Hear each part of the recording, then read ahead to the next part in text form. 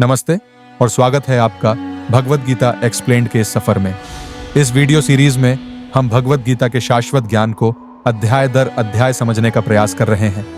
अगर आप हमारे साथ नए जुड़े हैं तो चैनल को सब्सक्राइब करना न भूलें और इस ज्ञानवर्धक यात्रा का हिस्सा बनें।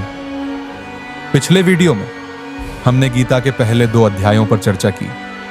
पहले अध्याय अर्जुन विषाद योग में हमने देखा कि युद्ध भूमि पर खड़े अर्जुन कर्तव्य और करुणा के बीच फंसे हुए संशय और भय से ग्रस्त हो गए।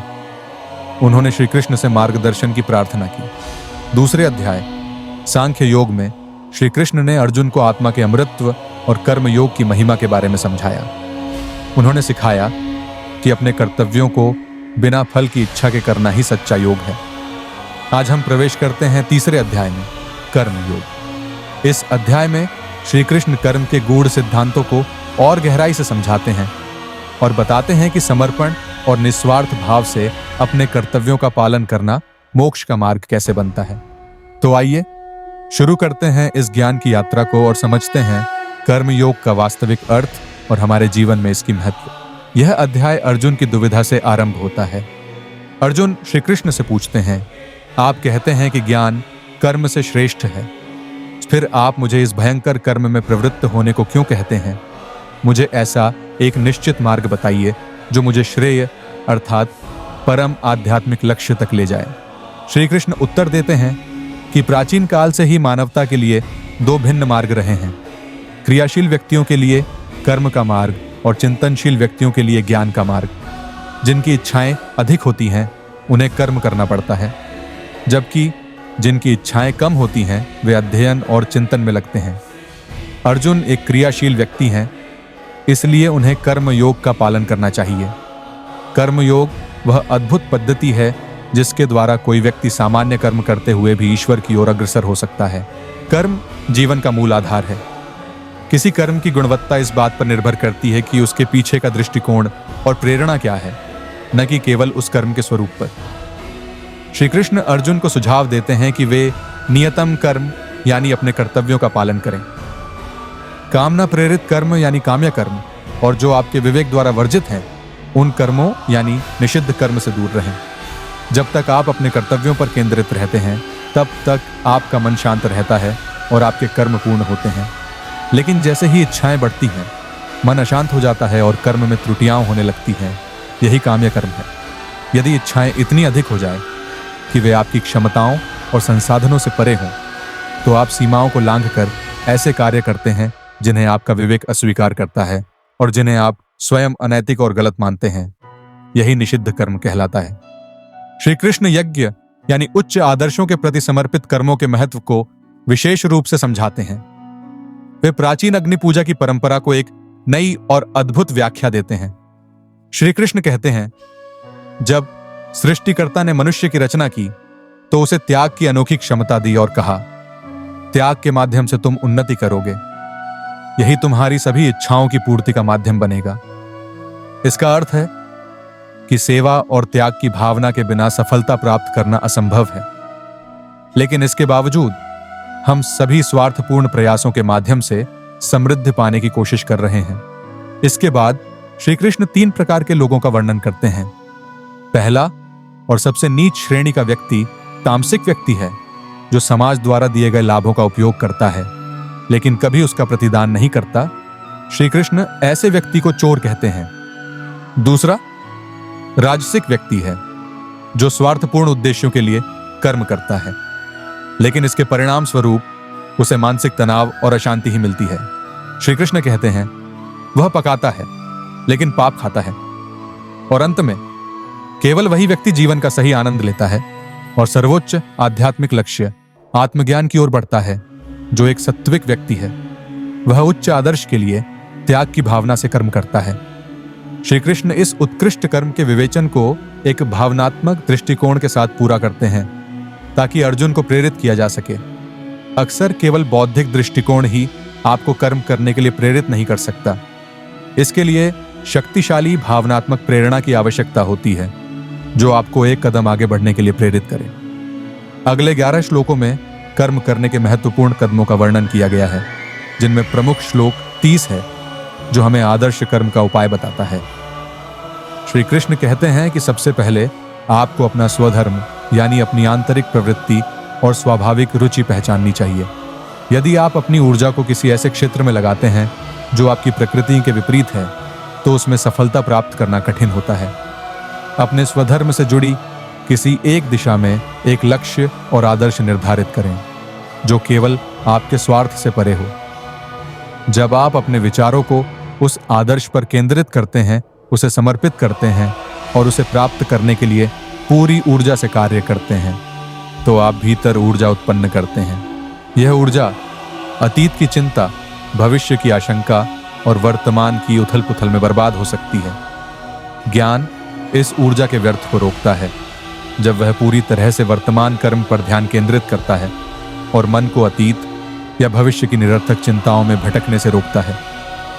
जो लोग इस मार्ग का अनुसरण करते हैं वे न केवल सफलता और खुशी प्राप्त करते हैं बल्कि आध्यात्मिक उन्नति की ओर भी बढ़ते हैं। लेकिन जो इस सिद्धांत को अपनाते नहीं वे न तो सफल होते हैं न खुश, और आध्यात्मिक वृद्धि तो बहुत दूर की बात है। अर्जुन पूछते हैं, वह क्या है जो मुझे मेरे चुने हुए मार्ग से हटा देता है और मुझे वह कार्य करने पर मजबूर कर देता है जिन्हें मुझे नहीं करना चाहिए?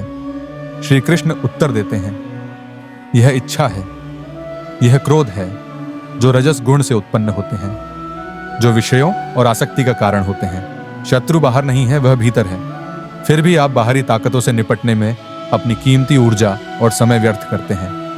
इच्छा 3 रूपों में होती है, तो सत्व, रजस और तामस। सत्व शुद्धता है, रजस आसक्ति और तामस अंधकार है। श्री कृष्ण कविता और दर्शन को मिलाकर बताते हैं कि ये 3 प्रकार की इच्छाएं आत्मा यानी आपकी दिव्य ज्योति को कैसे ढक लेती है। सत्व एक ऐसा धुआं है जो आग के चारों ओर घिरा होता है। सत्विक व्यक्ति में आत्मा का तेज और दिव्यता प्रकट होती है। रजस जैसे दर्पण पर धूल का आवरण होता है, वही आत्मा पर पड़ता है। स्वार्थ और अहंकार आत्मा के चित्र को धुंधला कर देते हैं। आप रजसिक व्यक्ति में दिव्यता नहीं देख पाते। तामस जैसे गर्भ में पलता हुआ भ्रूण न केवल दिव्यता को पूरी तरह से ढक लेता है बल्कि आलस्य और सुस्ती से बाहर आने में भी समय लगता है। श्री कृष्ण कहते हैं कि इच्छा आपका सबसे बड़ा शत्रु है। वह इच्छा को शत्रु के रूप में वर्णित करने के लिए 4 अलग अलग शब्दों का उपयोग करते हैं। यह एक अत्यधिक भूखा भक्षक है जो मानसिक अशांति और तनाव उत्पन्न करता है। यह अग्नि की तरह अतृप्त है। इच्छाओं को केवल उनके पूर्ति द्वारा शांत करने की कोशिश करना आग में ईंधन डालने जैसा है। इसके अलावा यह और भी विनाशकारी रूपों में बदल जाती है, जैसे क्रोध, लोभ, मोह, ईर्ष्या और अहंकार। फिर भी हर कोई इच्छा को बढ़ावा देने में व्यस्त है, व्यक्ति, संगठन और यहां तक कि देश भी।